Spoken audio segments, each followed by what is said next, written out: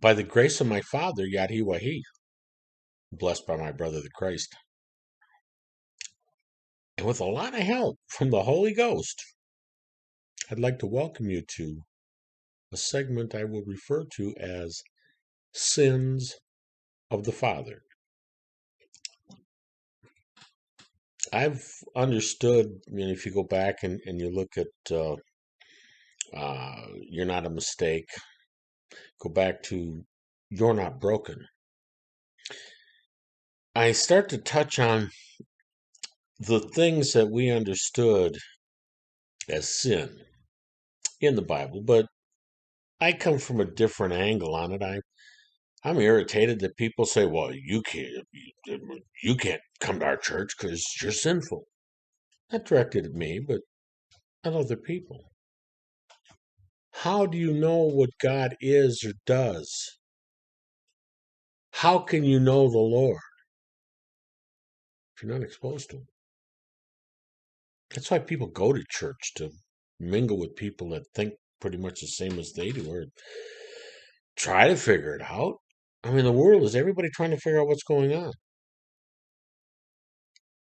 That's my job. Give you some insight to it. And I'll tell you what, the Holy Ghost rolled me around forever. And all of a sudden, light came on. Now, I'm Enochian. I took Paul's advice in 2 Corinthians chapter 12, verse 1 through 4. He tells us to go to Enoch. I read Enoch. Enoch is the backfill for Paul. He explains all this stuff that we don't quite understand what Paul is saying. The example, and this is just brand new to me, is an understanding. I mean, I've always known it, and I've known how it fit. I didn't have a total clarity on it, which is what this one's all about. If you jump into Romans chapter 1 and bounce down to verse 20. For the invisible things of him from the creation of the earth are clearly seen. For the invisible things of him from the creation of the world are clearly seen. There was no sun, there was no moon, these were all invisible. He made them visible. We can clearly see them. Being understood by the things that are made, even his eternal power and Godhead, so they are without excuse. You can see it. You thought it was just there by itself? Okay. No one can claim ignorance of God except young. And even they understand God. Verse 21, because that when they knew God, they glorified him not as God, neither were thankful, but became vain in their imaginations, and their foolish heart was darkened. Professing 22, professing themselves to be wise, they became foolish. Now here's where Enoch comes in and helps us out quite a bit. When the watchers were doing just that. They were angels that were set to watch over man in the Garden of Eden. And the watchers, and if you go back, I've got a segment on the watchers.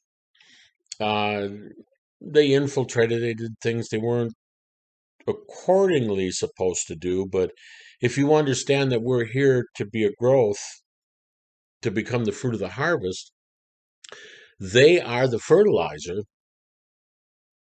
And they taught us all manner of things. Enoch goes through which angel taught us which. And all of a sudden it occurred to me why God was mad at Azazel. First, when he says God was angry, I thought, he's, it ain't like that. And he wasn't mad at mankind. Yeah, he was peeved, and it says he was mad at Azazel, and he stuck him in the jagged rocks and said he gets to stay there for 10,000 years. Not quite, because he's got it. Well, maybe, because he's going to take him out and use him to heal the earth after our growth cycle's done. Anyway, we were favorable in the Garden of Eden. And we could command as Christ commanded. We could walk, live, everything was provided just because we existed. I do a segment on that one too. But then the watchers came in. We were leavened. We were given knowledge. And this is what they're talking about, professing themselves to be wise because they got this knowledge. And all of a sudden it occurs to me the reason he's mad at Azazel, because Azazel taught too well. He didn't do anything wrong. He taught too well. We were not going to evolve into that which we were supposed to be, which is what made God mad. Kind of lends me to wonder, but I won't question the Almighty. But chapter 24 says, wherefore God gave them up to. Now, I changed it and I took the numbers off because I wanted to count how many sins there are. The first one, he gave us up to uncleanliness through the lusts of their own hearts. 2, to dishonor their own bodies between themselves. 3, who changed the truth of God into a lie and worshipped and served the creature more than the Creator who is blessed forever. Amen.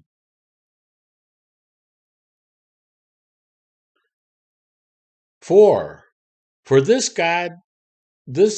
cause God gave them up to vile affections, for even their women did change the natural use into that which is against nature. Whenever you hear somebody say, I was born like this, they were. They didn't do anything wrong. This was necessary. They have to overcome this to become the fruit of the harvest. That is their burden. Likewise, also men, leaving the natural use of the women, burned in their lust one towards another, with men working that which is unseemly.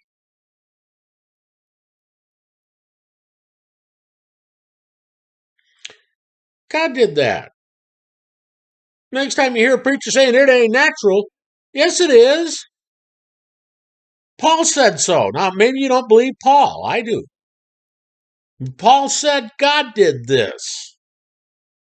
So when somebody else on earth says, oh no, God wouldn't do something like that, yeah, he did. There's a reason for it. The fact that you don't understand why. I'm sorry, I'm getting excited. The fact that you don't understand why has nothing to do with what's going on. How do we know this? Because in that same sentence it says, and receiving in themselves that recompense. A recompense means to make amends for a loss or harm suffered, to compensate. So, and receiving in themselves that recompense of their error, which was meat. These things were done to justify the overteaching of one of the angels that was sent here to teach us. He sweetened it too much. Nobody can eat it. It's too sweet. God had to fix it. And we know it is because it says their error, which was meat. Now, if you're not familiar with meat in the Bible, they're not talking about a steak. Christ said, suffer not the children unto me, for it is not meat. Okay, in other words, it's not justified by God. And if you look at that, when they said he sat at meat, he wasn't going to dinner with these people. He was going to teach these people the justification of God. Pretty simple. And if you're not sure what he was teaching in that closed room, turn to the Sermon on the Mount. A lot of good information in there. We still live in paradise. Anyway, on with what we did. These are the things that God did. Now, this is number 6. And even though they did not like to retain God in their knowledge, God gave them over to a reprobate mind. Reprobate mind is a mind that is given over to sinful passions and ungodly desires. You've seen them. They're out there. to do those things which are not convenient. Things that, you look at somebody and they do something, it'd been easier if they just hadn't done anything. You've been in that turn lane when you watch the guy and he just waits and waits and waits. And then there's the guy that blocks the whole line of traffic. When if he'd have just passed, you could have pulled out. No, I'm not saying that's sinful, but he's doing something that's not convenient. And usually that does with God, it's not convenient. 8, being filled with all unrighteousness. Not righteous, you're wicked. 9, fornication. Sexual intercourse between people not married to each other. It doesn't list gender. Really doesn't. It says sexual intercourse between people not married to each other. No matter who it is. Doesn't matter what gender you are. Fornication is fornication. Wickedness. That's the quality of being evil or morally wrong. That's a quality. I didn't know that. Wickedness. Covetousness. Having or showing a great desire to possess something belonging to someone else. You can have anything you want. Go create it. Just like they did. But coveters want what they have. They want that one. Specifically. It's something wrong with them. Yes. Just like the guys who burn lust for lust, women that do odd things, fornication, wicked, they're all the same. They are things we must overcome to become the fruit of the harvest. Which is why in the Bible it tells us we're never going to be given more than what we need.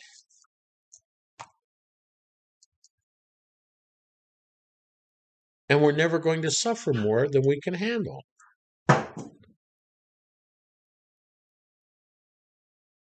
Envy. Oh, I'm sorry. I missed maliciousness.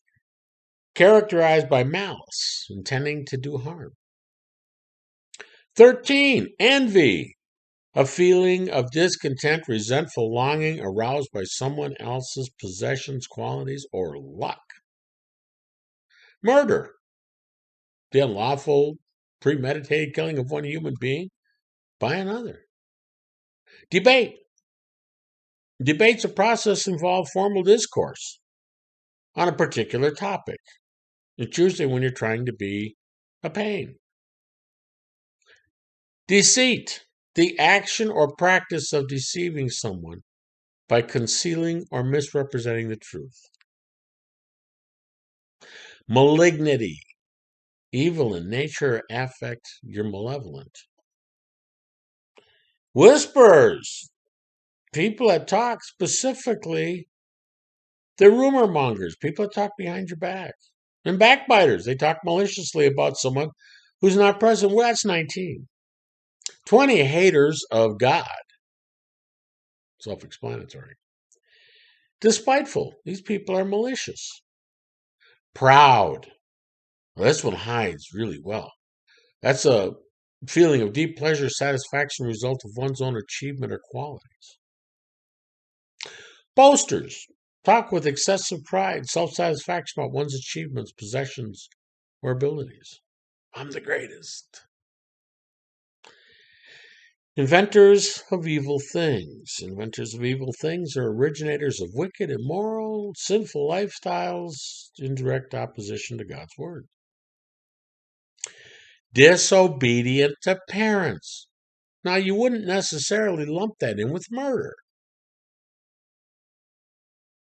That may be all they have that they need to correct to become whatever it is they're going to be as a part of the body of Christ. We're all striving to become a part of the body of Christ. If you are the harvest, if you are acceptable. Anyway, onward. 26. Without understanding. You met them. Didn't matter what you tell them. 27, covenant breakers. Don't keep their word. 28, without natural affection. 29, implacable, unable to be placated. 30, unmerciful, cruel, harsh, showing no mercy.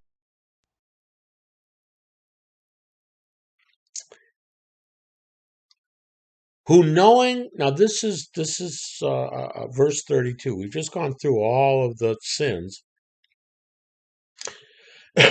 You don't see these things. You don't know if somebody's merciful or not unless they're in a position to be merciful. You don't know if somebody can't be placated because usually in public they're different than they are at home. You don't know if they're without natural affection. You don't know if they're covenant breakers until they break their covenant with you. You don't know, but all of these things are put upon people. Not everyone has everything.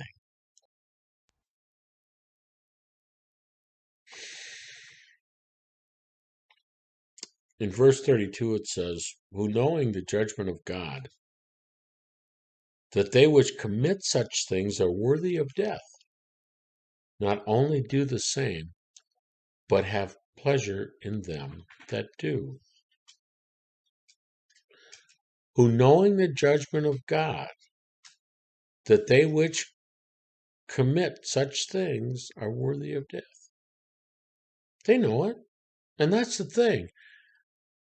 All of these are equally as destructive as the other. There is not one worse sin than another. And sin isn't there to do anything except take you that way. You can go with God or you can go with sin. You have a choice. Some people don't even acknowledge God. They just move along with sin because that's where their gold lies. Sin will buy you. Sin will use every one of these: malignity, deceit, debate, maliciousness, covetousness, wickedness, fornication. It will use whatever it can to take you away from God. You, according to the rules that Paul gives us in the rest of Romans, they tell us how to become the fruit of the harvest. That which is pleasurable to the Lord that he's going to pick and take with him. It's going to put you in the body of Christ. How do we know this? Well, let's go to Romans 2. Take it from Paul. Very first verse. Therefore, thou art inexcusable, O man, whoever thou art that judgest. For wherein thou judgest another, thou condemnest thyself.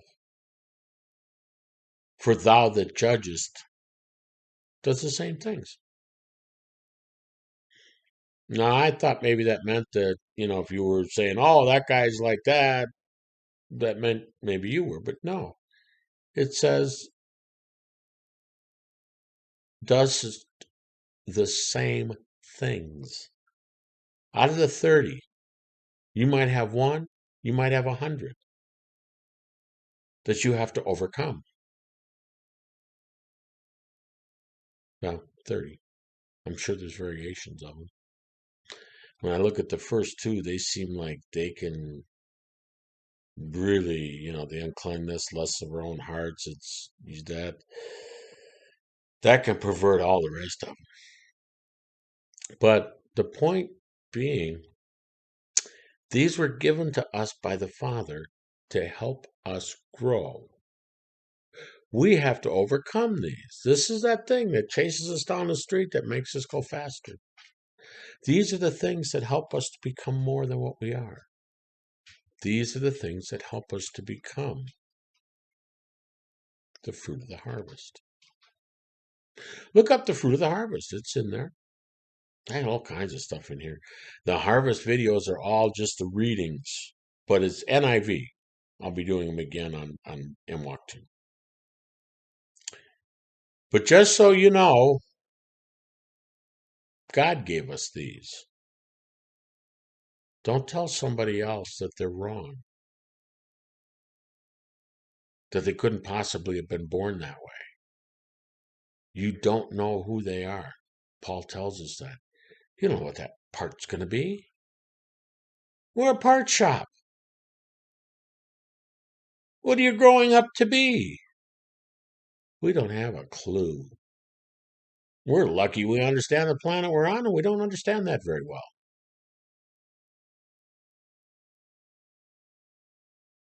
Don't condemn people.